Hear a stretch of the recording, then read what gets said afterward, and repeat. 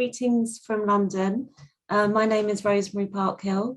I'm welcoming you on behalf of the British Council. This is part of our flagship programme, Festivals for the Future India. I'm really happy to welcome you to this session. Wide welcome to our panellists and our participants. I wanted to say thank you very much to Ars Electronica for hosting us today. And as always, I want to extend my heartfelt thanks to Artex, who we deliver a series of webinars with. There's always wonderful, rich conversation. I really hope you enjoy the session and ask all the questions that you may have. Without further ado, I'm going to hand over to my colleague Rashmi, but thanks once again and welcome. It's always a pleasure to have you with us. And I think this is probably only the second time that you're introducing the session. So delighted to have you join us. Good morning, good afternoon, or good evening, wherever you are currently in the world. My name is Rashmi Dhanwani. I will be your moderator for today's session. Before we begin, I just wanted to briefly introduce to you what is it that we are doing today. So first of all, a very warm welcome to all of you in the Mumbai garden of Ars Electronica. This is the second day of the festival. We at the Artex company are extremely excited that you've joined us today for this discussion that we've been planning for weeks now. And we're very happy that we're able to present the only garden from India at the festival. I would like to, before we begin, say a quick thank you to the amazing arts managers and professionals and leaders from the Ars Electronica team, Crystal, Maya, and Vivian, for all of their support so far in making this happen. I know that the pandemic has been quite devastating for the cultural community across the world in terms of the way it's uprooted the way we think and work. But in these times, to find the kinds of solidarities in the digital realm that we have, the ability to still connect and continue to engage, and the resilience to create despite everything is what has pushed us through. And this collaboration is an example of that sentiment. So thank you once again, Ars Electronica. Diving into our session today, we are responding to the theme that the festival is set, which is a new digital deal. Are we willing to and able to act? For today's discussion, we are training our lens on India. It's a country that is a country of sharp contrasts and abundance as well when it comes to matters of creativity, culture, and access. And within this dynamic, where there is multi and inter-axiomatic relationships, how do digital disciplines embrace culture? What and how do we do when it comes to dealing with concepts of access, sustainability, inclusion, infrastructure, for a country that's dealing with issues of livelihoods as much as innovation? How do we bring it all in together with the diversity of the arts that we have here and the multitude needs of the communities that inhabit this part of the world? How do we collectively adopt new digital futures? And that's, yes, futures with an S, considering we are in some sense a land of multiple truths. Today, what we are doing is we're opening our doors to new media interventions, innovations in the experience economy, but connecting it also to sustainable arts livelihoods. And each of our speakers will bring in various dimensions of that. Before I dive in more to the session, I just want to sort of share a bit of an introduction about the work that we are doing with the festival space. And even in a collaboration with Ars Electronica, we wanted to sort of bring in arts professionals and arts leaders who are at the intersection of creation, production of arts, but also festival building and festival making.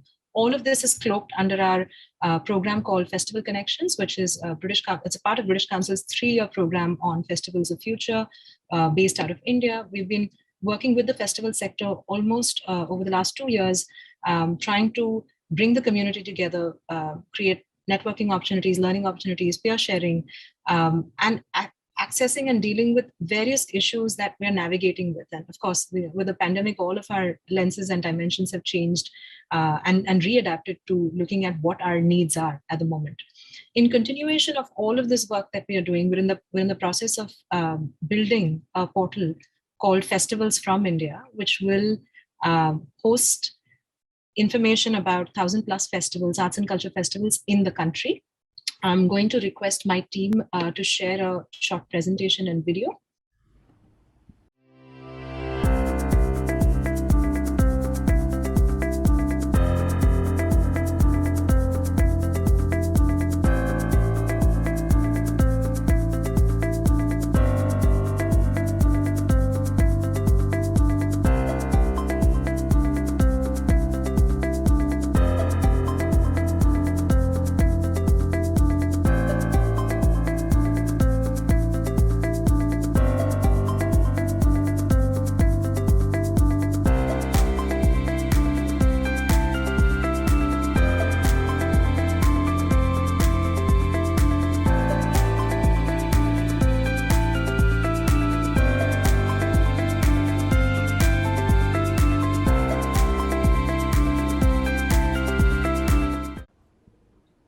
Thank you for sharing that, Dipti. Festivals from India is touted to be an online platform showcasing arts and culture festivals from India. The idea is for us to bring everything on one platform, give you a window into the diversity of festival making that's happening in this country. This is India-UK collaboration to promote cultural tourism by attracting new audiences and creating support systems for festivals within the country of India. Our aim is to create a safe platform for festivals as we emerge from a year like no other. And we hope we're able to sort of learn everything that we can from what the pandemic has taught us about how to sustain, how to survive, how to bring communities with you as you're trying to navigate this new normal and turn it to a sort of better normal. Festivals from India is a platform which is the brainchild of the British Council, who's partnered with Art Brahma and us at the Artex company, along with the audience agency in the UK. We hope for it to be a game changer in the way we're able to create a common portal for such diverse work happening in this part of the world. And we really hope you're able to join us. We're going to be launching by the end of the year. For now, you can follow us on social media, as well as log on to festivalsfromindia.com and subscribe to our newsletters. So I'm going to pause there and deep dive into our panel. Today's session, we are covering 4 key areas of festival experience, or for that matter, arts experience. It's titled, as you know, Opening Doors, A New Digital Paradigm. We have brought in some very exciting panelists and speakers for you from across India and the UK. We are looking to explore areas of access, innovation, collaboration, and futures in this order. To delve into different dimensions of who are we opening doors for, and in our conversation of a new paradigm, who are we including? Just the structure of the session is each of our speakers is going to present a short session for all of you. We'll have a panel discussion between us, and alongside we'll be opening it up to you to ask any questions that you may have. Request you to add those questions into the chat box whenever you think of them. With that, I'd like to invite our first speaker to address the topic. That's Sudhanva Deshpande. Sudhanva is a theatre actor, director, author. He's the executive director of Studio Safdar, a theatre space in New Delhi, and managing editor of Leftward Books. Also a dear friend. I'm deeply honored every time I'm able to speak to him with him on the same platform for just the amazing work that you do in the grassroots while still continuing to challenge the status quo. So over to you, Sudhanva. Love to hear from you about how are you talking about issues of access when you're talking about making work in this new age. Over to you. Well, thanks very much, Rashmi. Very pleased to be here with you. As you said, very dear friendship that goes back about a decade, as well as with my co-panelists, some of whom I know quite well. I'm going to speak from the perspective of somebody who's done street theatre for over 30 years now, and I've been the executive director of this space called Studio Safdar, which is a performance and activism space in a very non-gentrified neighborhood in central West Delhi called Shadipur. Now, this immediately means that the moment you go online, there are several challenges. But before I go there, let me just speak about the fact that street theatre has always been in the open, has suddenly now, in the context of the pandemic and the post-pandemic world that we might envision, has opened up a different way of looking at street theater. In other words, the fact that we don't remain indoors, the fact that our audiences can choose to be how close or however farther from the performance that they want to be, and so on, and just the fact that we are in the open, there's the natural light and natural air and so on. I just believe that going forward, maybe more and more open air performances are in fact going to be one of the ways in which we negotiate the challenges of social distancing and hygiene and safety and so on. In our own street theater work, for instance, between the two lockdowns that happened in India, we were able to go out and perform, and at that time our actors were performing with the face shields on. And we were like, when we were rehearsing, we were wondering, how will this go down with the audiences? Will it look like some space age kind of thing, whatever. The audiences just took to it absolutely naturally and without any problem. They just ignored the fact that all the actors were wearing the face shield. And it was lovely how they accepted the fact of the face shield and then ignored it altogether. So I do believe that going forward, open air performances open up possibilities that indoor performances sometimes don't. So that's one.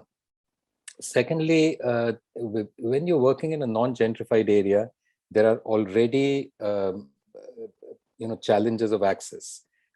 We've tried to create, and every other space of this kind which works in a non-gentrified area, I'm sure has to deal with this challenge of how do you make your space open and accessible and welcoming to people of all backgrounds, of genders, of caste, class, color, whatever.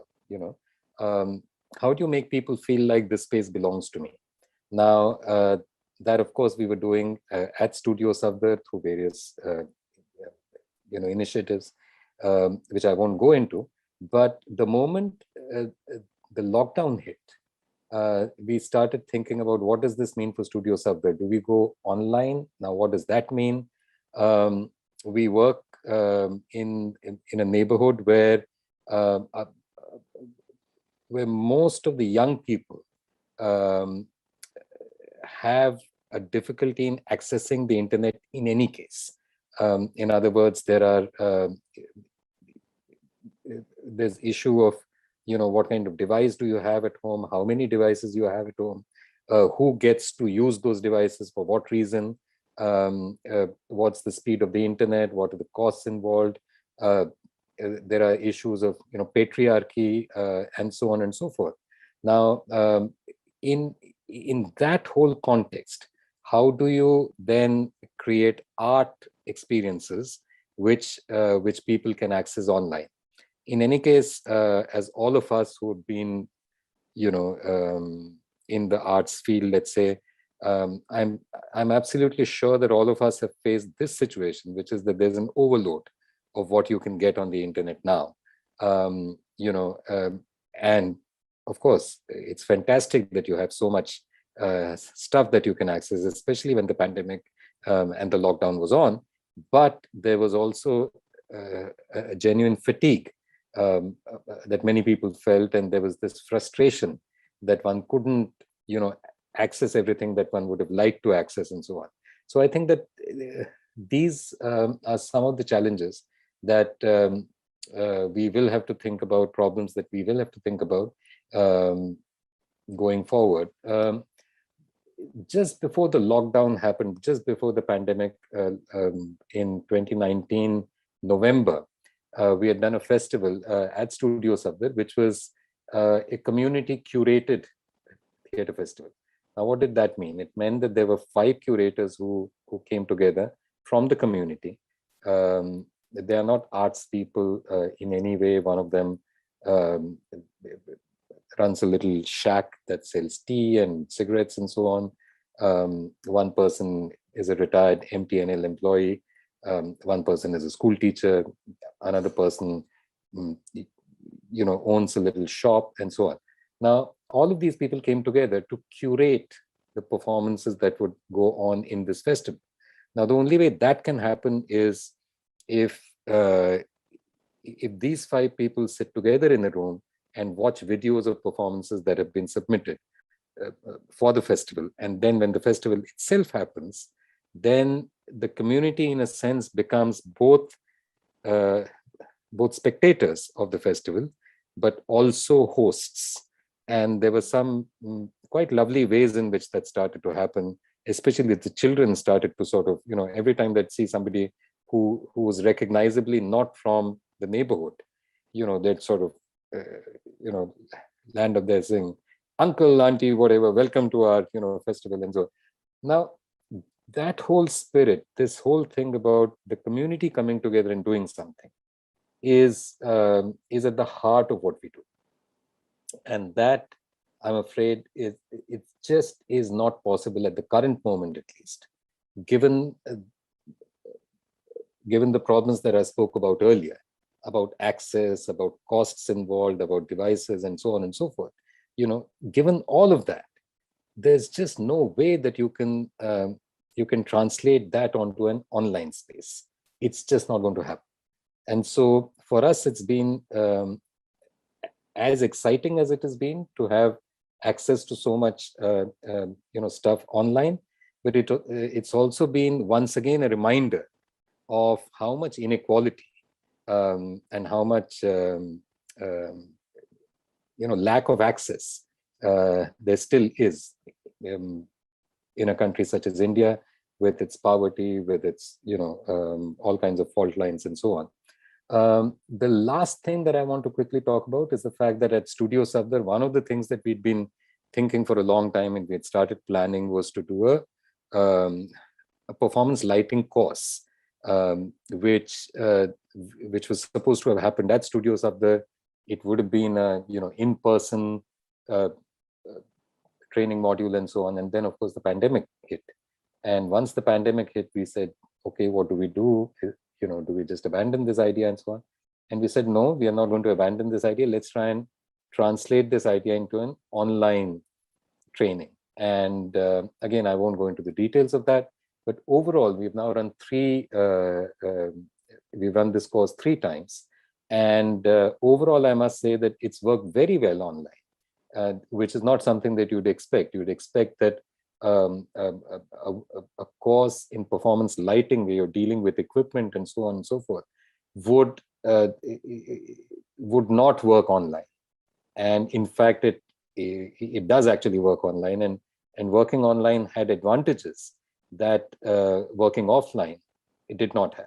So we might eventually, once it becomes possible, we might actually go to a hybrid kind of a model, have part of the course online and a part of the course happening offline and so on.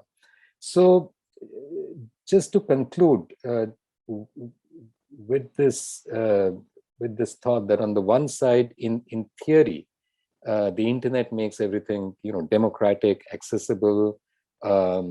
A lot of arts organizations put up their stuff for free, and that was fantastic. But the people who got access to all of that stuff were people with some kind of privilege, and people without privilege, they still don't get access. So I think that's where I'll stop. Thank you. Sudhanva, that's fascinating to hear. I mean, I've always been a big fan of the way Studio Safdar is so deeply embedded into the community, but just to see the shift of what you've been doing, I'm just going to sort of paraphrase a little bit to bring it into the structures. On the one hand, you said that on the audience's side, there is aspects of your work that were pre-pandemic, which was community-driven, which created a different idea of not just experience, but also action within the experience. As a panwala, as someone who's selling cigarettes in this small stall, is also able to curate experiences for the community. So there is that area, which you said is just not possible in the digital space for issues of, as you pointed out, infrastructure, devices, patriarchy, and the embedded inequities and structures that you said, as you said, who gets access. So that's very real. So what you're essentially saying is that this community non-gentrified community with all of those barriers cannot claim to have democratic and equal access into the digital space. But at the same time, the same community, when brought into the physical space with all of the precautions, didn't find it to be a barrier. In terms of experience, they could cross over very easy. So that's one side. On the other side, you spoke about the artists and the makers, and one way you transitioned for their work was to look at these online workshops in terms of whatever you could adapt, you adapted. Within these two dynamics, there is also the politics of access on the notion of the space, right? The street theater space is perceptibly accessible for everyone. But there are those politics of access even there, and digital, it seems to be, is several layers removed, but and even more complex. And even though it doesn't appear to be so. So just to sort of bring it all of this in together, how do we look at a notion of sustainability within this context? I mean, when you're looking at the spectrum of access and no access is the digital realm for this community, and access is the physical street theater realm for this community. When you don't have physical access, is there any way to kind of continue to sustain the work that you are doing for this community, even if it's not digital? What are the other modes in which we can look at a future without thinking about digital as digital, but as technology? What are the, just I'm thinking through, not looking at digital as internet, but perhaps digital as radio, or just throwing some thoughts there. But on the other hand, also notion of livelihoods. When you don't have the physical space, what happens to emerging models of livelihoods for your artist community? So if you could just, share some thoughts on that, would be quite helpful. Right. I mean, firstly, thanks very much for that, summing up and in synthesization. The question that you've asked is a vast and difficult question, and I'm not sure that I have the answers for it. I think all of us are trying to do various things to the best of our ability. And we don't really know what the future holds. One little thing that I do want to bring into this, though, is that when we talk about even the physical spaces, the neighborhoods where we work and live and so on, even there one has found, for instance, in both the lockdowns, there's been the migration of workers back home, and so in some senses, we have lost a part of our audience. The second thing that has happened in India in particular is that the state has used the fact of the pandemic to clamp down on democratic spaces. Now, we've been to multiple times. We've been to the farmers' protests and so on, and just the difficulty often in accessing those sites, just reaching there physically, is something that is quite striking at times. The actual physical barriers, it's dystopic almost. It makes me feel like, am I in Palestine or am I on the borders of Delhi? Now, what does this border of Delhi mean? Is this like an international border? What is it? Why are we not? Why are citizens of this country not being allowed access into the capital and vice versa? So all of these issues are involved in thinking about what the future might hold. So at one level, although there's no simple answer to this, but at one level, we also have to think about the politics of access at this level, which is to say, are we going to have any kind of democratic spaces, online, offline, whatever? Are we going to have any spaces at all where people can feel free to say what they want to say, and so on. And authoritarian states all over the world have used this pandemic as an opportunity to clamp down on democracy and spaces and so on. So what the future holds, I don't know. I mean, honestly, for us in street theater, it's a big challenge because we depend entirely on our audiences for our financial sustainability as well. We don't, apply for grants, we don't get, sponsorships, etc., etc. So if we don't perform, then we don't get any income. And for the last year and a half, the group that I belong to, Jannati Manch, has literally had no income, zero income. And so now we are starting our performances again and trying to see how we can do it in a kind of socially distanced kind of space, but also to try and see where all actual performances are still possible. Where can you go where the police will not come and stop you from performing? So all of these challenges are involved for us. But the larger question, honestly, I don't know. I think different people have to try different things. And through this whole confusion, we'll see a proliferation of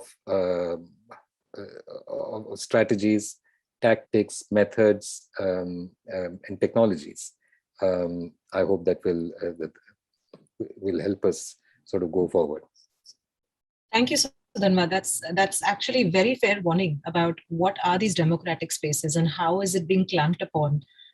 For now, the reason being health and safety and the current pandemic, but for us as makers to be watchful, so as to not let go of this space, while at the same time thinking of the digital space, the problems of thinking of the digital space as an equally accessible space. I'm sure we'll come back to the sustainability question, but just to sort of move a little bit toward artists and bring in Karan this time on. Karan, lovely to have you.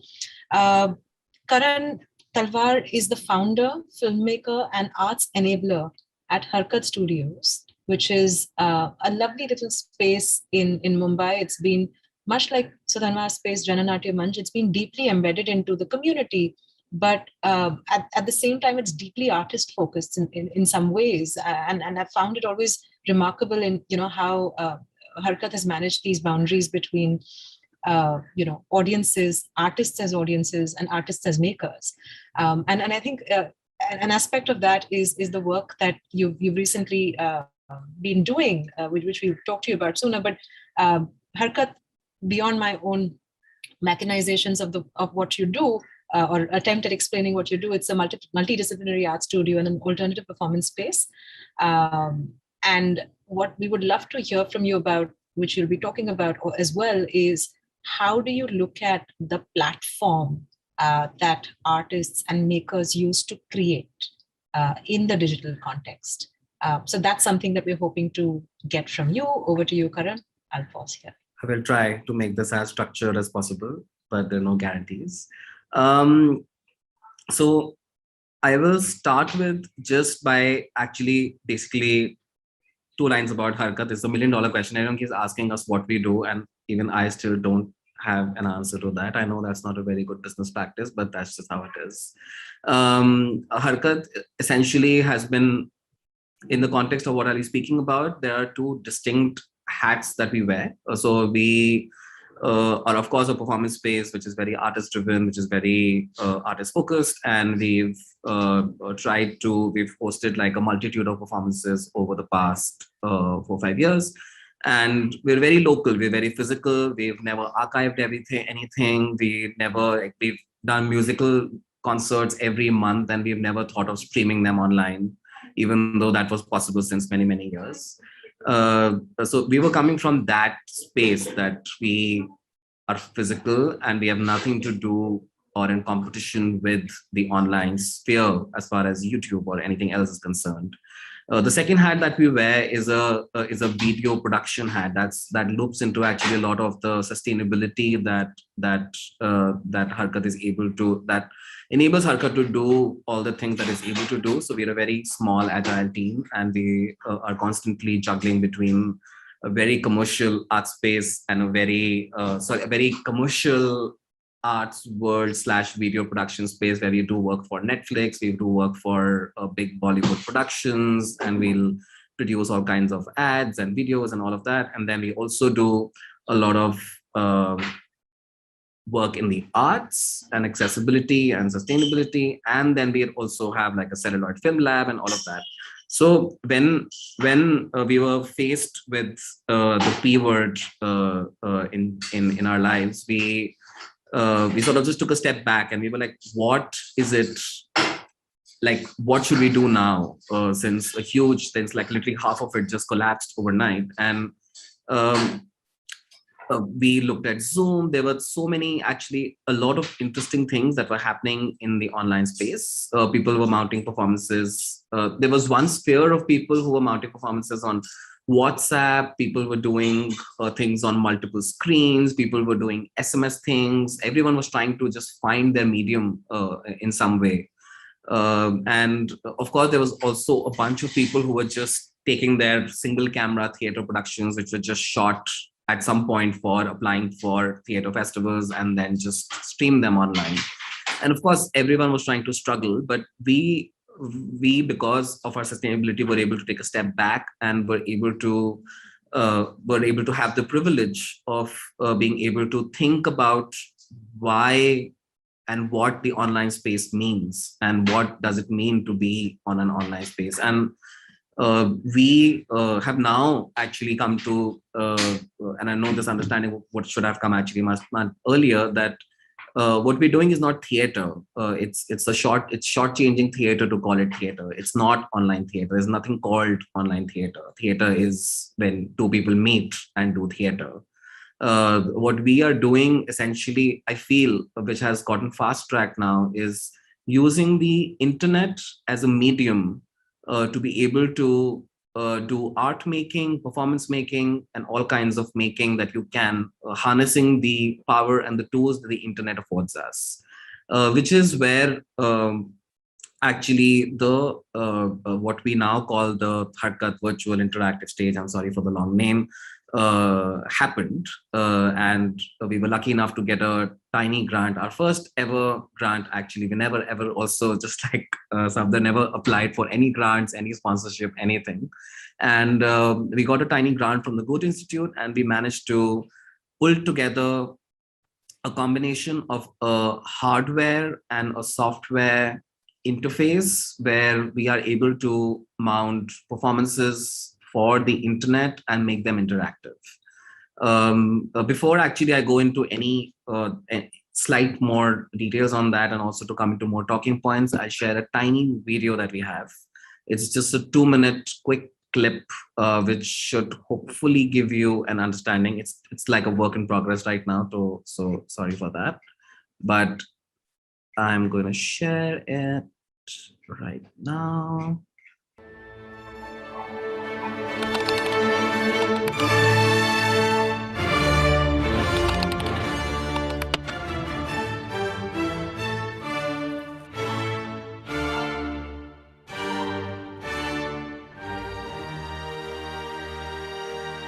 Next. Hi, what's your name? Hi, I am Sapan. Can you please enter it on the system? Yes. Are you done? Yeah. Alright. So who's watching Sapan today? Alright, great response. Moving on. What are your skills? It's on the resume. No, I want you to say it. But then the resume becomes irrelevant. I want to hear it from you. Hear what? Who's that? I'm candidate number 2. Oh. I'm better than you. How can you tell? Actually, only they can tell.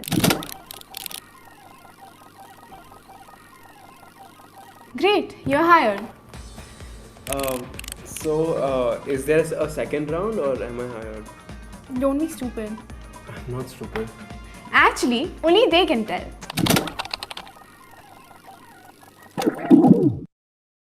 Have you interviewed anywhere else before? No, this was actually my first virtual interview. Did we do good? Was this okay? Guys, was this fine? It was okay, right? Yeah, I think it was. Should we do this again?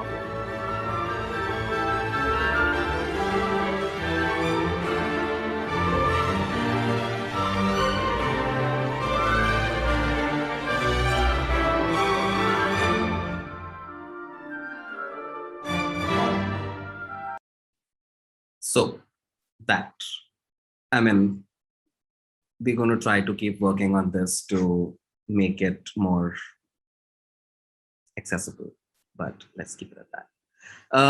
So where this platform came from was basically the idea that we are able to upgrade our physical space with broadcast quality cameras, broadcast quality sound, broadcast quality everything. But basically, imagine a cross between a TV studio and an art space and the internet on top, and filmmakers and theater makers and performance artists, all just sort of like a mix of all of these people coming together to try to invent something new in some way. So I have just been told I have 2 minutes to go, so I'm going to go really quick. So what we do is basically we ended up bringing in the cinematic aspect of it because eventually everything, whatever people end up mounting online was looking like a short change of something, like to use the cinematic language. So what we ended up doing was to use the cinematic language and attach it to something different. And it's just like the inception of cinema, actually, where people started off with, like suddenly there was only theatrical performances being shot, and suddenly you're going to a close-up. And the beginning of it was very jarring. And we're sort of slowly now, very, very slowly working towards the codes of understanding of what online performance making could possibly mean for us in the future. This has, of course, helped us mount our film festival online, which we managed to make a little interactive. We managed to make it more sustainable through mounting things like the Asia Arts Awards, which we hosted. We have done multiple performances, and of course, we've been live streaming a lot of things. And now, to sum it a little bit, is that we're working on adapting this entire setup that we made into a portable box, essentially, which we are planning to now, because we've also realized that there are a lot of makers out there who like also addressing problems of access and everything. So we're trying to make it into a simplified thing, that there are not a lot of controls that you have to manage. You mount this box, you press one button, and you're able to stream yourself. And we sitting here are able to control everything related to the camera, to the internet bandwidth, to the sound quality, to what stream are we taking in from where. So imagine somebody just like we're mounting a show with a puppeteer in Nasik right now, who's just going to basically use a small setup, put up 2 cameras, and we manage the entire show from here. And we're able to bring in all these shows to our audiences, which we have been doing. So essentially, we took our existing infrastructure and now we've sort of stretching it into different directions of hybridity and only online. But we're dying to go offline, just to be honest. And being hybrid seems like a good space to be in, because it has increased sustainability for us by multiples, and there is definitely value in that. But yeah, that's where we stand as of now. Karan, thank you. That was absolutely fantastic. I know I've seen different versions of the interactive stage, and to be able to, see you bring it all in together in this fashion has been quite fascinating. For now, I don't have a question for you, simply because I want to be able to see how we are connecting this to, in some sense, collaboration, right? And it clearly appears what you've done is you've innovated on what the stage means, and in that process, try to understand what are the needs of the artist community. In this case, the test case being theater, as one example. Yeah. But I think it would be a better thing to do for us to bring this back in as we are bringing on our other speakers in those dimensions and connect it all together. So thank you so much, Karan, for this. We'll be seeing you soon in another few minutes again. So with that, I'd like to invite our next speaker, who will present on the topic of collaborations. And I just want to draw your attention again to the themes of what we are presenting. So starting with access, who has access to the digital space? If you do have the access, and as Karan said, have the privilege to be able to step back and think about what the digital means, what kind of innovations can occur? And privilege not just to be able to step back, but also by the virtue of being able to have some, even if it's a small grant, to be able to then use that to think what a new context means. But let's step a little bit away from there and bring in the notion of collaborations. In this space, how does the notion of collaboration differ from what it used to be, or not? And that's hopefully a sort of question and a mystery that will Becky would be attacking, who's our next speaker. Here we are talking about global collaborations, because in some sense the digital space has allowed us to do that. This entire collaboration with Ars Electronica being an example of that very paradigm. So with that, I'd like to invite Becky Bateson. Becky is an experienced and senior culture leader, curator and producer with over 25 years, specializing in festivals, contemporary culture, organizational strategy, and management and mentoring. Becky, over to you. Yeah, so I'm Becky and I'm sitting in a grey London right now, but I'm glad to be here taking part in this conversation. And I think, as we've heard from the previous two speakers, and certainly my experiences in terms of digital collaboration, everyone's slightly making it up a little bit right now, in response to COVID and all the challenges that brings. But I think one of the things, the great things about festivals is that they're already celebratory, they're fragile, connected moments. And for me, whether they're in a city or in a field or online, whether they're based around a theme or a community, an idea, festivals are temporal and therefore probably quite suited to the context that we are dealing with at the minute. And maybe now more than ever, festivals and collaboration should be about creating open public spaces where people have a voice. One of the things I love about being a festivals girl is the collisions and the opportunities that festivals bring, the mashup of people and content, how it transforms time and space momentarily for us. And therefore, I think the question is, how do we do that digitally? And a lot of the work that I do is definitely reliant on collaborations. I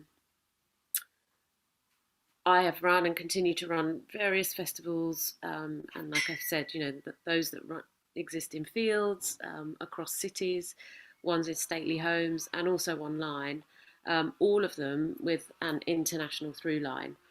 And I'm passionate about making genuine connections that are resonant and that resonate with the artists and the communities that they're for. So I'm going to share a few brief collaborations that I'm working on right now or have experienced recently. So I've just got back from Belfast in Northern Ireland, where I'm an interim executive director with Outburst Queer Arts Festival. It's an annual live event of commissions of queer artists in performance, visual art, music, literature, alongside debate and conversation. And along with everyone else, it's been navigating how to do an international festival in current times for and with a community that's probably been hit more severely than others by the pandemic. They are working on a really interesting project that has been supported by the British Council's Digital Collaboration Fund. And so Outburst, along with two other festivals, FAC, Festival de Artes Queer from Argentina, and Risco in Brazil, have come together in a research and reflection and creation project on the different translation processes involved in the production and circulation of queer art. So that's around linguistics, cultural and digital translation. So it was set up as a digital space, and it has been born out of previous collaboration and partnerships and conversations that they have been having as festivals with a sort of queer focus. And actually the title itself expresses something of the collaboration, because the word queer doesn't exist in Portuguese. So they've created a word, queer, Q-U-I-R, that implies more of a sort of local, non-colonial idea of otherness. And so that is quite a key part of that collaboration. So far, the conversations I think have been really inspiring, quite mind-blowing for everyone that's been taking part, both in terms of the scope and also the creative potential. And it's a project that's happened in 3 parts. So conversations between the festivals, Then they've had 3 provocateur events that's about stirring up ideas, asking questions with artists, philosophers and activists, so a group of people who might not normally come together to discuss these things. And all the people that have taken part of the conversations have been nominated by each of the 3 festivals. So they represent the localities and the contextual experiences of those people. And the events have been focused on translating queer language, queer presence, and how you do queer digitally. And our findings from that was that they had simultaneous translation, but for the talks that was good, but it also missed many of the nuances of the ideas, which I think is interesting in terms of how you pick up that energy, those moments, those looks digitally, and how important those are to collaborating. And when I was talking to Ruth, who's the artistic director of Outburst, she was saying the best bit around those conversations so far has been about discovering the difference between everyone, and finding the things that are untranslatable, and figuring out how to navigate that. And then the final element of this project is a collaborative artistic response to the ideas that are generated through the conversations. So that's still to come, but the idea in theory is that it will be a 3-way collaborative work that will then take part at each of the 3 partner festivals. And the focus is on how we literally do that collaboration through what we've learned about translating words, presence and live to digital. I think in the context of this project, we're recognising that while there's also something in identifiable, there's some identifiable queer global culture, that this is also largely led by social media imagery, white Western narratives and histories around sexuality and gender, and that can colonise and erase the more local or indigenous experiences of gender and sexuality around the world. And I think India is probably a really good example of that.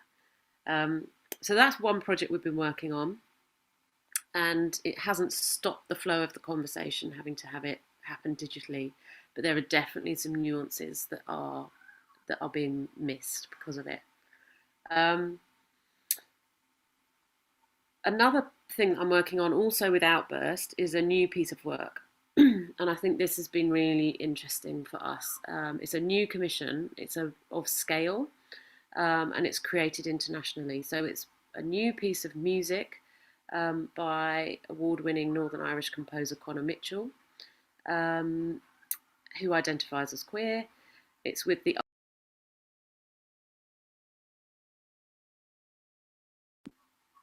So that's Northern Ireland's sort of leading orchestra, and the piece will eventually contain 64 musicians, and it's also a collaboration with 6 queer filmmakers who come from Brazil, America, Syria, Egypt, Jamaica, and India. So we're also working with Debolina Majumdar, which we're really excited about. And again, it's a big collaboration with the British Council, supported heavily by the British Council from different parts of the world, including Northern Ireland.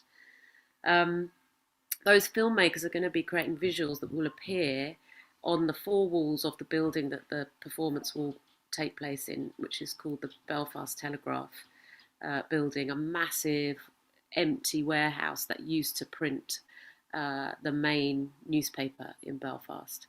And we're hoping to have live performances there as part of the festival this November. So it's a significant large-scale international collaboration. It centres the queer community in a meditation and ritual. And the process has been quite a big learning curve in how to collaborate across borders, in different contexts, across different disciplines, in languages and aesthetics, around something that doesn't yet exist. So I've commissioned a lot of work over the years, and it's that tension between creating something new and how you create and develop that new thing. So we're asking filmmakers from 6 parts of the world to create visuals for something that they haven't heard yet. So we've been really having to work quite hard on that process and how they work together to create something that makes sense together in the end. So we had to think about it quite hard. We had to regroup, and we've had several conversations on Zoom across 6 time zones. I mean, just even arranging that has been quite fun, as I'm sure many of you have experienced. Connor has been composing the score, which mirrors a classic mass. So it's got 6 parts to it, and each filmmaker is responding to one of those elements of the music: the credo, the Kyrie, the Gloria, and so on. And each artist has had some one-on-one time with Connor, so that he can understand their elements, the way they work, the type of story that they're thinking of, present their visual ideas to him, and then just to sort of make sure that they align in every sense. Everyone's creating their visuals separately and in different ways.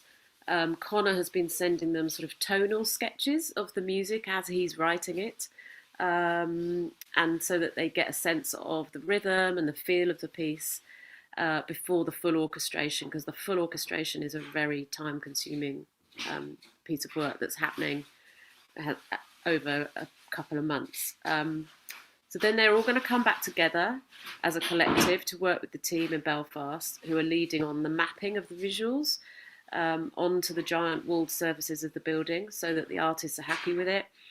If there's any reflections or changes that need to happen, they can be heard and they can be made. And then, like I say, the piece is going to be performed in Belfast in November.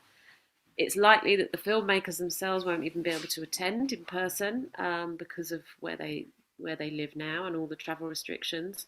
I mean, it would be amazing if some of those are lifted or made possible in time for the festival itself, to have them in that space. Like I say, it's in progress as we speak, and we're excited about the outcome. But the management and the expectations of the creators has been a real commitment from everyone. And we've had to really keep on top of that.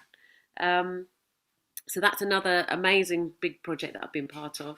Another little experience around an international festival is the Manchester International Festival that takes place here in Manchester. I work with another artist called Benji Reid, who's a photographer, and he's been doing some exploratory work with them. Normally, every festival, they invite hundreds of international promoters from all over the world to come to Manchester to experience the work, to meet artists, to think about how they might collaborate going forward, co-commission things, co-produce things, co-present things. And obviously that wasn't possible this year. So they instead hosted a 24-hour arty party, which is what they called it, which was an online digital gathering across 24 hours across many, many time zones. Benji took part in one of the panels, and actually it felt really hard work. Normally you're in a room with people, you can chat to them, you can sense their energy, you can get a vibe. Do you get on? Do you connect? It's much easier for the artists to share their ideas. The technology, the time delays were making it hard for the conversation to flow. I mean, he definitely had some interest from some festivals and from some promoters, but I think that lack of energy in the room really was very evident, and I think MIF are trying to think about how they progress those conversations in a way that's going to work for everyone. One other thing, just quickly, is I've been doing some work with a choreographer called Holly Blakey in London, and we've been looking at how the potential to connect her work in London, because it's expensive, it's big, it's a piece with lots of dancers, again with another orchestra. It's impossible to tour that across the country because people can't afford it. It's too expensive. So we've been looking at how we can use digital to connect to regional art centres, not just as a live stream, but by creating new content, possibly using holograms, and how we animate that live performance in a different way locally. So you might be in the space, but that you're getting an experience that's bespoke to you and not just mirroring what's happening in London.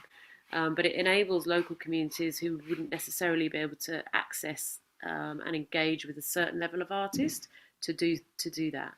So there's lots of little windows into things that I've been experiencing, some that have worked more successfully than others, some that are in progress. yeah, that's what I wanted to share.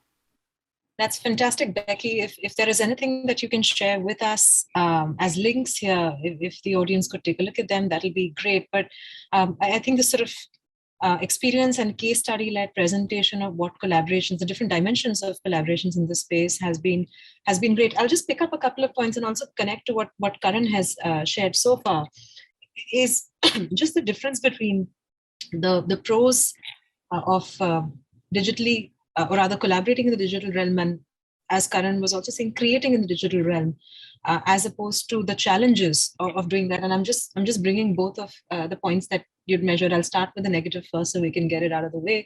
But I know that we'll dig a little bit deeper into that.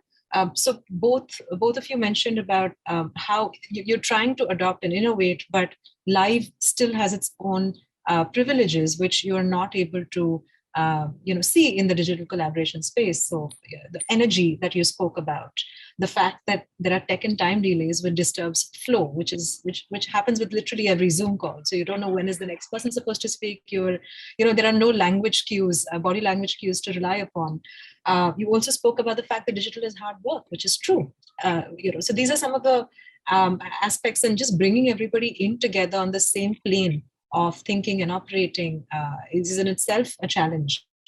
And when it comes to the pros of digital, and some of this is inference and not directly spoken by you both, is the notion of pace and location, and how the challenges around, how much time does a collaborative project take, which in a normal time would be, depending on, the way culture sectors work across the country, it could take anywhere between 1 to 3 years to, seed a project and see it come to life. And now it's taking much lesser time than that. So things like pace, location, but also, grants for innovation. There's an impetus to innovate, even if you may not necessarily be comfortable with the space. So it's pushing people out to explore different dimensions of creating and the necessity of creating on the basis of where we are.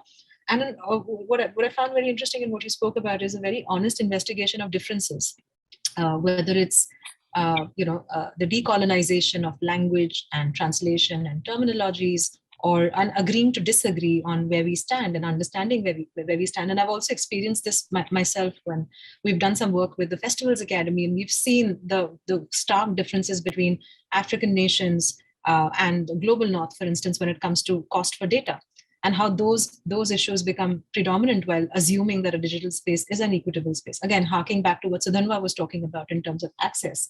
And the last thing you also spoke about is digital to regional art centers, and how you can bring in those locations into prominence. So there are clear pros and cons. But before we dig in deeper, and I would love to ask you more questions, I'd like to sort of bring in Avinash and see the work that he's been doing investigating. And this is pre-pandemic. The work that Avinash Kumar has been doing for a while has been creating within the online space, doing festivals in talking about new media, digital dimensions of physical culture into notions of not just digital, but technology. And just to sort of use that as a frame to think about what futures look like. And I know that there's been an ongoing investigation with the work that you've been doing, whether it's with the Unbox Futures or with the IMET Festival, just thinking about what existing and alternative futures look like. So I'm sure the pandemic would have been a very interesting, or the resulting lockdown would have been a very interesting canvas for you to sort of actually bring some of these conversations that you've been having into that realm. So I'll just bring in Avinash in a second just to introduce him. He's a design strategist, researcher, and artist, and one of the co-founders of Quicksand, which is a design studio. Avinash has a natural inclination to building entrepreneurial projects in the arts and design spaces. And Avinash has been tinkering with design processes and collectives for over 15 years, and been a curator and creator of several festivals as well. So would love to hear from you about what is this blue sky thinking and notion of what futures, festival futures, look like, particularly in this part of the world. So over to you, Avinash. Thanks, Rashmi. Thanks, Rashmi. Thanks for having me here. Pleasure to be here. I'm just going to quickly share my screen, and thanks for the nice introduction as well. So my plan for the presentation is to maybe just rush through a bunch of small case studies that I just made for this talk. First up, just a little bit about myself. I'm Avinash Kumar. Like Rashmi said, I represent several collectives, and I've been working in India since the last maybe 20 years, and I'm currently based in Goa. I wanted to start off with the oft-used quote, but I wanted to like abuse it a bit and talk about the fact that the future is already here. It's just not very inclusive, and this is a take on a very famous quote from William Gibson that I'm sure several of you have heard. And this is obviously an interesting way of thinking about the future, and to say that it's already around us, and the idea is to redistribute it in some manner. I wanted to take you through 3 case studies, touching on different aspects of the future and different perspectives that my studio and at times myself would have. The first one is starting from art, and we'll end at maybe like design, I guess, in some ways. So the first one is looking at speculative fiction, and it's a small case study on a video game that we've been making called Quicksand Sanchar. Let me just minimize this screen. Yeah. On a case study we're making called Quicksand Sanchar. Hold on, maybe, yeah. Yeah, and this is really a video game that's a self-publishing experiment.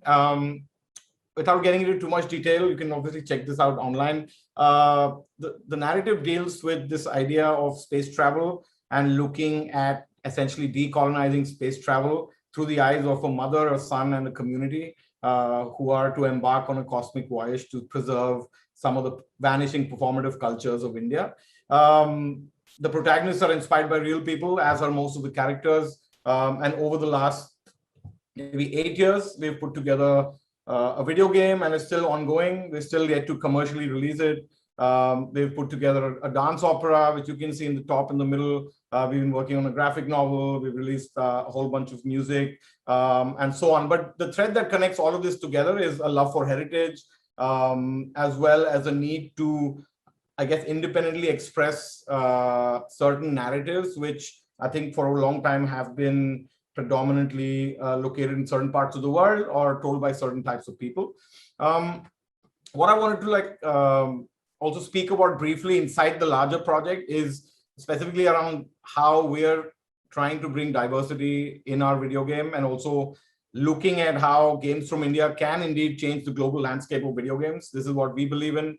For some of you who don't know, the gaming industry in India is quite small and new in some ways, and often obsessed with casual mobile games. Our project is looking at creating an immersive adventure which brings to the fore a new kind of a hero who's a dancer. And we are here working with the dancer Jayalakshmi Ishwar, who's pictured in the bottom here. And the idea is also to not only reinvent the manner in which the origin of a character in a video game might be, but also the core mechanics, in this case, are based on Indian classical dance. We're also looking at a plethora of other characters in the game, especially, I mean, on this slide, we just wanted to present a cross-section of women who are featured in the video game as tributes, from mythical figures and older women such as the poet Avayar, to kind of classical dancers, musicians, and so on. And what you see on screen are also part of the work that we have ongoing in terms of our actual game dev right now, trying to bring these characters to life. We're also working with historians and family of these kind of artists and so on to do justice to their stories. One thing I just wanted to add on the game before proceeding to the next case study was just the idea that one of the ways in which one can bring access, one can bring inclusivity to the field of video games, which obviously is it's the fastest growing media industry in the world. It's the biggest media industry in the world. It's surrounded by like a lot of stereotypes, which all of you will be familiar with. Our challenge here is to say that let's take that entire spectrum, right? How do you, sit with your parents and sit with your teacher, sit with your friends, as well as have a great gaming adventure? And essentially, what is the process of making a multicultural video game? And that's the kind of answer, I guess, we're trying to that's the question we're kind of trying to answer. I'll move on to the next example, which is moving from speculative fiction to this idea of responsible futurism. And I'm going to shift tracks here to the work that my studio Quicksand does, which is a human-centered design firm based in India. We've been around for about 17 years. And this project is highlighting a really interesting kind of intersection between design, art, storytelling, as well as kind of social impact at some level, and work in the humanitarian sector. So this is a project called Hum 2035. The person you see in the middle is a digital forensics investigator in the year 2035.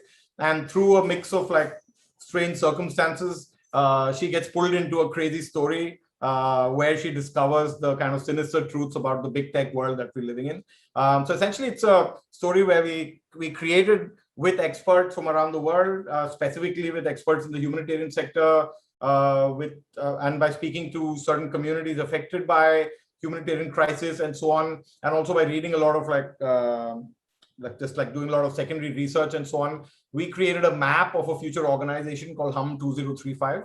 I'm not going to get into details here, but the essential ideas on the top left here, which was we were looking at, like I said, a sinister organization that gets formed at the intersection of philanthropy, government, and corporations. And the example on the right is showing you how water can be weaponized as a medium, as a data medium, basically, by creating, for example, an IoT water pot, a water ATM, water tanker, and so on. Again, just to cut the story short a little bit on this, essentially what we tried to create was a future world through which we could see, and what you see here are various personas from that world, such as a well digger, a hydroponic farmer who's now relegated to farming inside containers because the soil's too toxic, kind of a health worker who's now in charge of several devices, and she's become essentially a data provider of some sort, or a data worker of some sort, and so on. And these were kind of personas that were created from this future world, essentially looking at the future of humanitarian work in India, but also trying to bring this element of storytelling, of transmedia, and trying to create a sweet spot between what could be a project on serious social impact, and intersected with a project that's actually an entertainment project, possibly a game, possibly a comic, and so on. We also created a set of small virtual reality scenes that bring these characters to life. And through these scenes, you can put yourself in the shoes of this digital investigator. And through that, you're trying to understand the lives of people. You're trying to understand the difficult kind of decisions and so on that one would have to take in the future when it came to humanitarian aid. We also took it one step further by creating what one might call diegetic prototypes, which are essentially objects that were displayed at the Barbican Center in London in 2019, which bring these stories to life one more level further. You can see the IoT pot on the right. You can see some of the medicines from the health worker and a nano pill and so on and so forth. And finally, we took all of this material and we created something called as the Speculative Crisis Kit, which we're hoping to publish early next year. And this was quite interesting because the project obviously started as a fiction project. And why I refer to as a responsible futurism is that if you look at the field of speculative design globally today, our observation is that a lot of it is hinging more towards the artistic kind of impact of such projects, which is not wrong at all. But we feel like, being in India, we do feel like speculative design needs to be repurposed to become a tool for social impact, broadly speaking. And in this case, this came true because when we made the kit, we did the project, we finally have been working with MSF, Doctors Without Borders, in a deep manner, trying to implement ideas from this project, as well as the toolkit, and it kind of comes back to full circle in some ways. Again, these projects are available online to explore, so I'll just kind of move on to the next one. The third case study is looking at the idea of the future, but obviously a big question about the future is who talks, who comes up with the future, right? Whose voice defines the future? What are the sort of convenings and processes that create ideas and images about the future, on which then are created plans for projects and the reality is constructed over this. So this is the project that my partner, Babita, led. I didn't lead it, but I wanted to share it here because it's super interesting. And this is a project called Decentralizing Digital. It's a project that's essentially looking at this very closely at the process of co-creating new narratives for decentralized digital futures. On the right is a publication that's available on the website. That's the link on the bottom left. And I invite you to download this document. It has all the kind of material on the process and the outcomes. What's interesting about the project was that from the beginning, we worked with a really interesting and broad-based group, which included academics, technologists, designers, but it also included like grassroots organizations with ties to farmers, with ties to kind of like farmer groups, with ties to like ecological initiatives and so on. And the project was essentially in three parts, just to kind of like give you a sense of it. That what we did here was essentially phase one with what's shown here, which was essentially visiting coffee growers, for example, visiting farmers, understanding their life, essentially ethnographic research with rich media documentation, trying to connect to the nuances of everyday life and trying to find a sense of the conflict and the sense of the challenges that these people and communities will face in the emerging future, or already are actually in various forms of excruciating conditions around India. And we all kind of obviously, and even Sudhanva referenced farmers in his talk. The second phase of this project was to kind of bring in various outside perspectives and bring them into collaboration with the groups that we met. This was done through a series of different events, workshops, kind of hands-on co-creation sessions, collaborative storytelling, and so on and so forth. So over a period of like, over a period of 3-4 months. And then finally, all of this was brought together in the third phase, which was over 6 months, where we again worked with the communities that we were interacting with. With them, we build new prototypes. We build these prototypes in the field, in villages, on farms, not inside like studios and not inside technology labs, but we built ideas for the future of technology. And I think this kind of dislocation of space and this forced dislocation of the co-creation space and the prototyping space is in effect the highlight of this project. And finally, what came out of this project was a publication, which of course, but also the publication is in some ways on the future of food.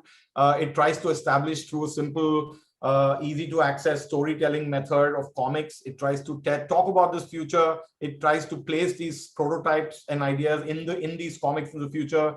It's also available in 2 languages right now. And finally, it also includes certain kind of ideas. Again, this is just a very short summary. This is like a very interesting visual of a more radical future around exoskeleton farming. That was one of the kind of more kind of, like I said, more tangential kind of ideas that came in. What this project teaches us is really that, you know, futures need to be co-created. Obviously, this is a simple idea, but if you really look around at a lot of the futures projects, you will find that futures are not co-created with communities. And this is a hard, difficult task. It is by no means easy. I think it requires a passion for research, but as well, it requires a passion and a kind of a humility for what innovation means, I guess, at some level. This also talks about how, you know, often you can learn by making, and this is this project highlights one of the processes that we try to adopt right now, which is research through design. And not design after research in some ways, I guess. Also, it looks at the use of design probes to include diverse people in communities with visual, tangible tools, which do not depend on language and technology to access the research itself. And finally, it looks at storytelling artifacts, like I said, as opposed to design or academic reports in local languages. I'm just not sure about my time, but these are basically the last 2-3 slides. And finally, I just wanted to bring it back to the topic of the future of festivals. And I wanted to just highlight one of our festivals called iMyth, which is a media arts festival under the larger umbrella of our festival organization called Unbox. And this is a festival, obviously, about media arts. And without getting into too much detail, I invite you to kind of explore our calendar in the coming months. We've had a big break during the pandemic, and we just kind of kicking off activities after the next 2 months. But one of the key inquiries here, which I just wanted to bring up, is this idea of Indo-futurism. Of course, everyone's quite familiar with Afro-futurism.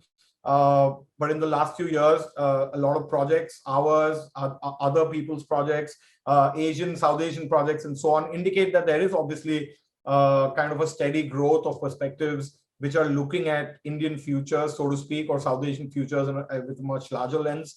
And the idea here is what happens to media arts when you look at it through the lens of Indo-futurism, and more importantly, how does the practice of futurism open up diversity and access in a very difficult situation? I think we all, people who live in India, practice in India, have been observing India, I think totally understand the various difficulties that might face creators of different sorts who live in different parts of India. And the media arts ecosystem, especially if you look at gaming, for example, as something that I'm involved in, it's very, very difficult. The barrier to entry is extremely huge, extremely high, even for someone like myself.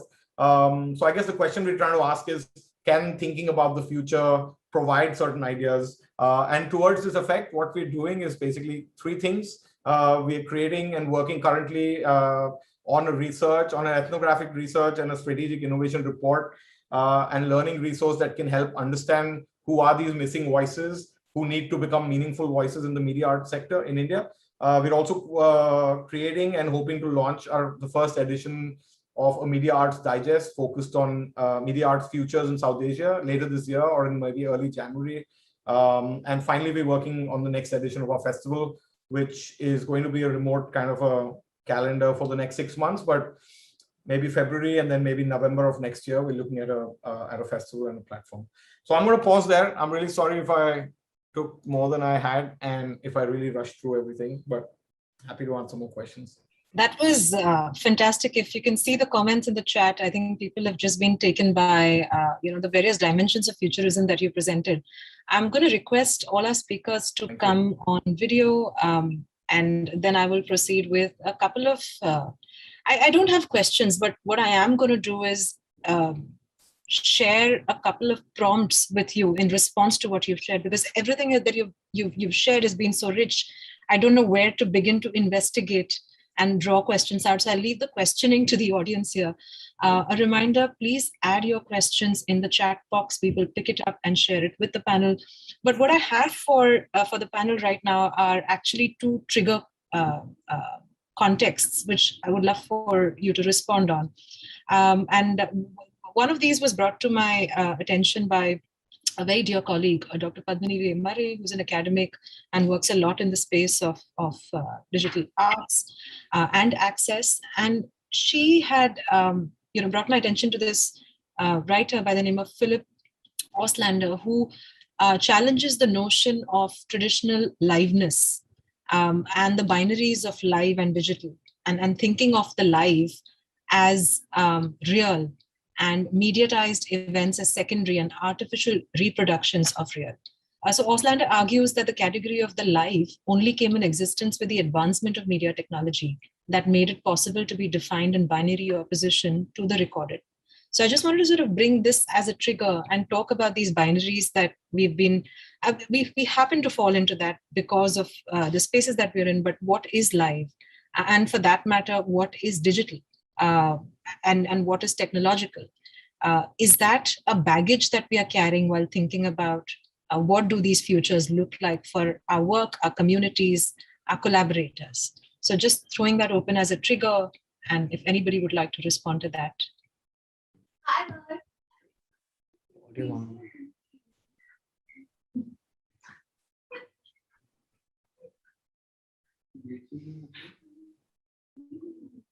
I can go if no one's going. I can just add a few points. I mean, I think I just maybe just to your point around the baggage of futurism and baggage of things. I feel like absolutely there's a huge baggage of due to many kind of reasons on the practice of thinking about what the, and again, I think it's important to think about the fact that futurism is just actually about the present in some ways. It's about changing the present and about identifying what needs to be changed. I think I can just personally speak for the field of innovation and design thinking that while design thinking and human-centered design have become trendy buzzwords for the last several years and are changing industries from the humanitarian sector to nutrition to consumer products to everything else, the fact is that design is one of the biggest enemies of the future. And the practice of human-centered design, the way it's practiced globally right now, and the trend that it creates, and often futurism as a trend in itself today for people who practice it, is also actually extremely, that's the biggest baggage, right? That you somehow think that you're actually thinking about the future, but you're actually thinking about the present, and you're thinking about the past more importantly. And I think for me, that is a very important aspect, because a lot of young people, when they try to practice stuff like this, it's often, I think it's often following some buzz. But the fact is that sometimes the present is so excruciatingly challenging that the future might be the only safe space to think about changing the present. So that's one of the reasons that we try to escape to it, to tell you the truth. Thank you, Avinash. Would anybody else like to respond? Do you also feel that the future is excruciating or exciting? And what compels you to want to create something for at least the near future or the near present? My grammar teacher is going to throw me out for all of the tense garblenness. Did you mean me in particular? No, right? Not me in particular. Yeah, everyone, yes. Okay. Just getting to respond to I might give a very dystopian answer to that.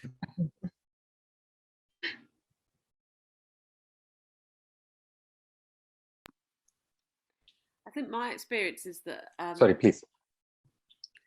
Is that for artists themselves, they're really having to grapple with how they create work in a different way, and I think lots of them are willing to engage in that, actually, and to figure out how they can use technology and those digital platforms. I think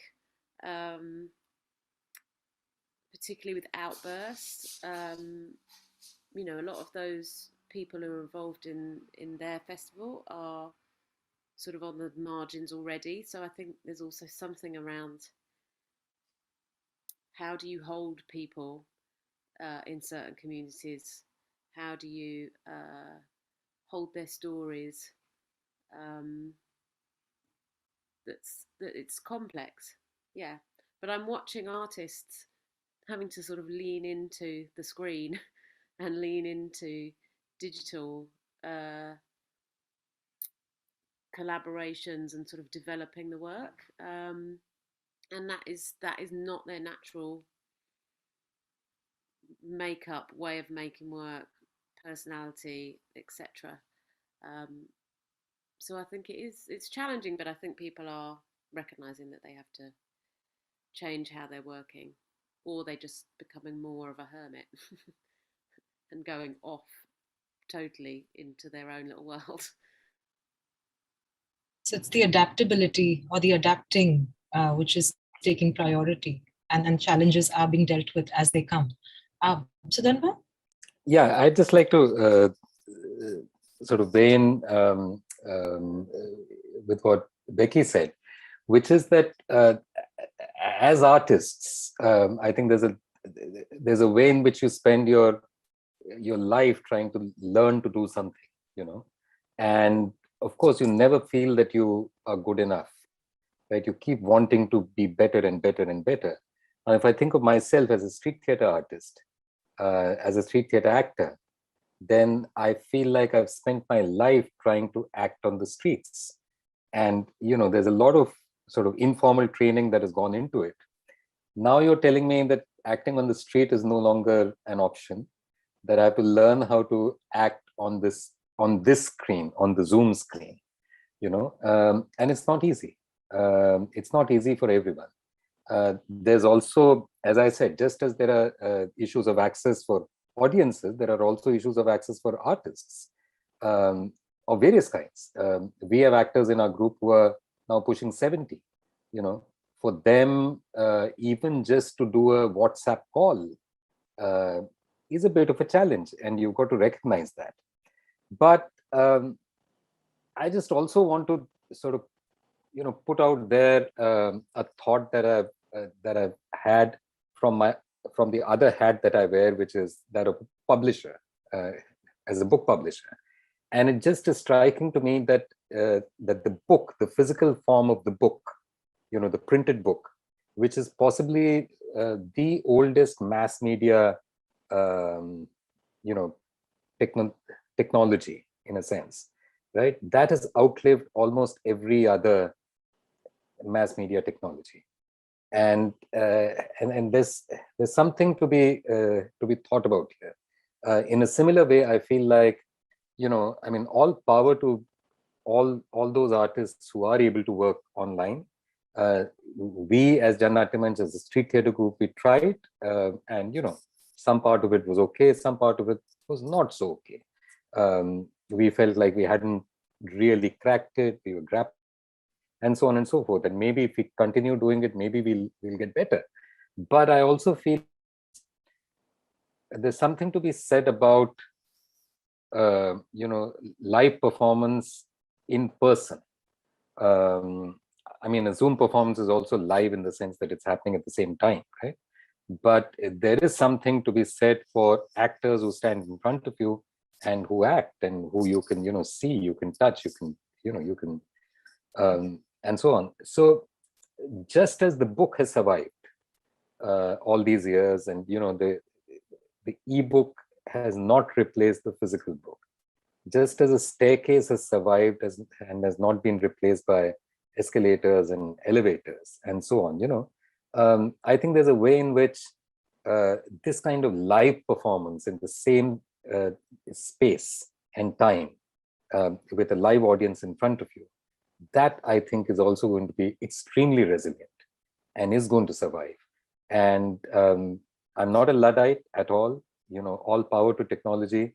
Half of my life is spent as a publisher. And so therefore one has to deal with technology all the time. But I think there's a way in which one has to kind of have a slightly, it's okay if you're not able to do it. It's all right. We'll find some other ways. Thank you, Sudhanva. I'd like to just bring up a question that one of our audience members have asked us. So this is from Sumit Lai Roy. What did you find the most inspiring in each other's work today? This is a question for all the panelists. Should we could put Karan in a spot and ask him to speak first this time? No. Okay, we won't. Would anybody else like to go?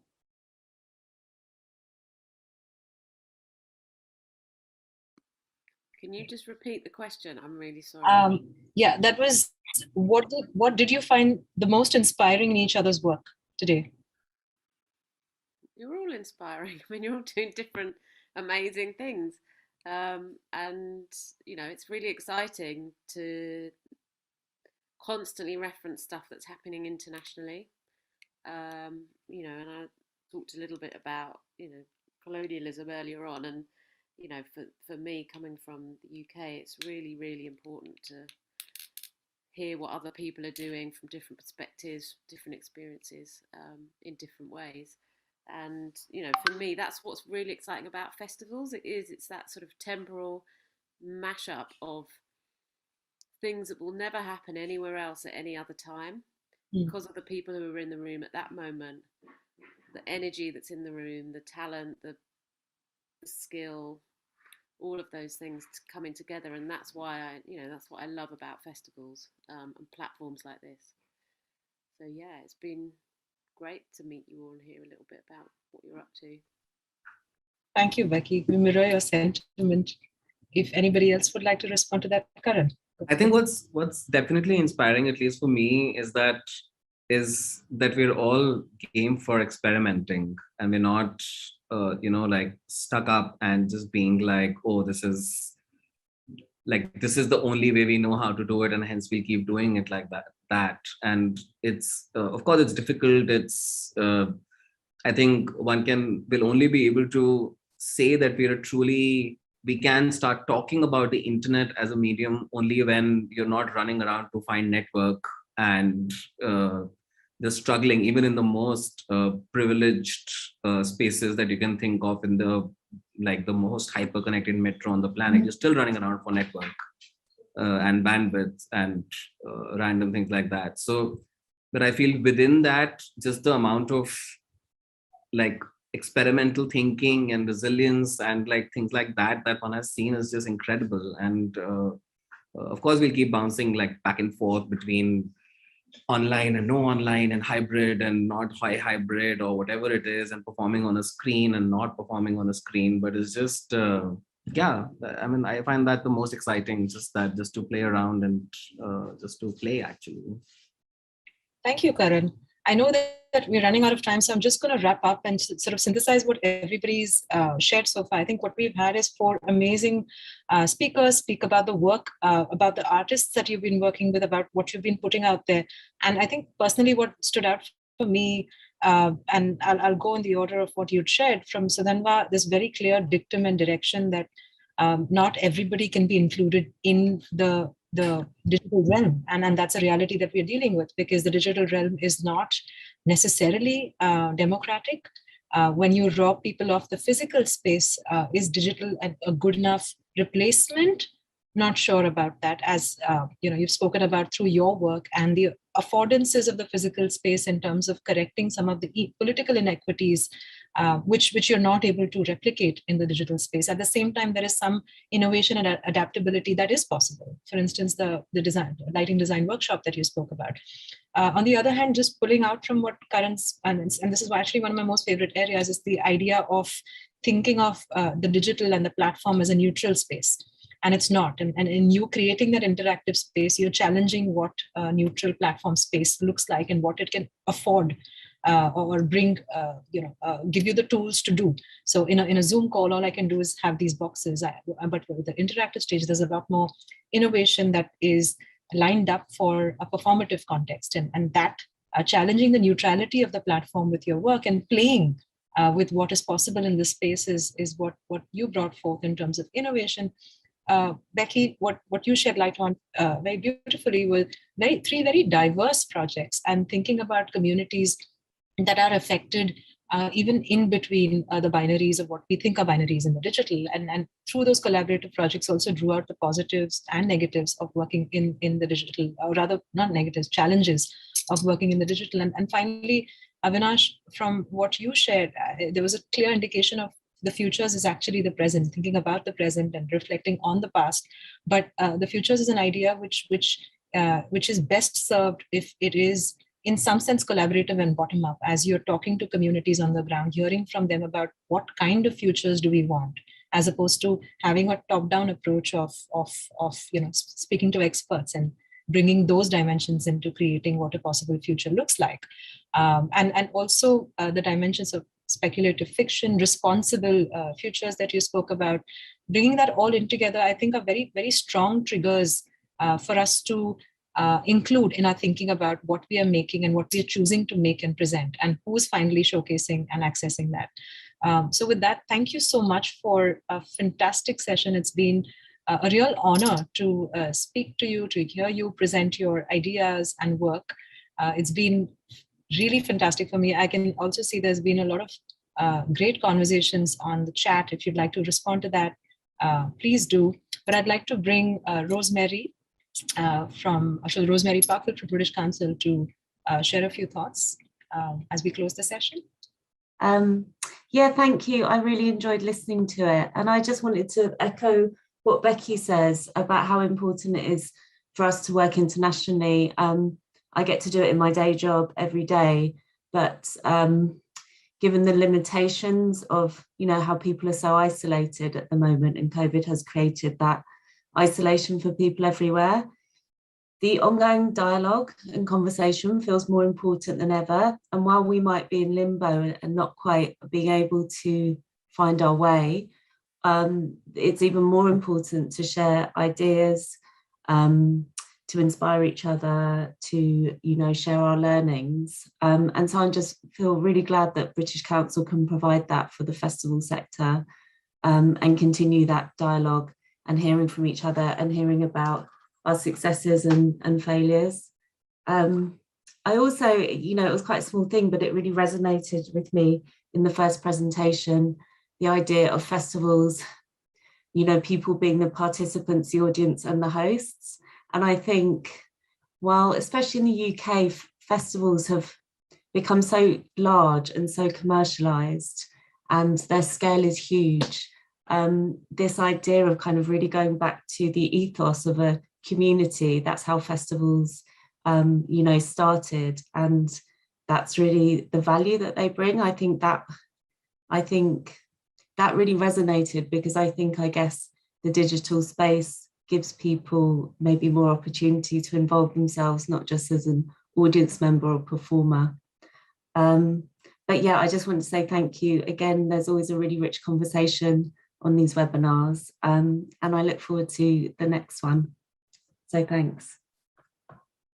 Thank you so much, Rosemary. And finally, just to wrap up, a big thank you to all our speakers, to British Council and Rosemary for supporting Festival Connections, or rather driving Festival Connections, to Ars Electronica for this collaboration and this platform, to our teams at the Artex company, Yadu, Dipti, Atrey and Shreya, who've been painlessly for us managing all of this on the back end. Just one other reminder, we have a networking session between cultural leaders and arts managers in India and participants from the Ars Electronica Festival later this evening. Our team can share the details with you. We can just drop in an email ID if you're interested in joining us. It's a limited member session, so do join us if you can. It'll be a speed networking session with cultural leaders from across India. With that, thank you very much. Have a lovely evening, afternoon, and happy lunching, depending on where you are.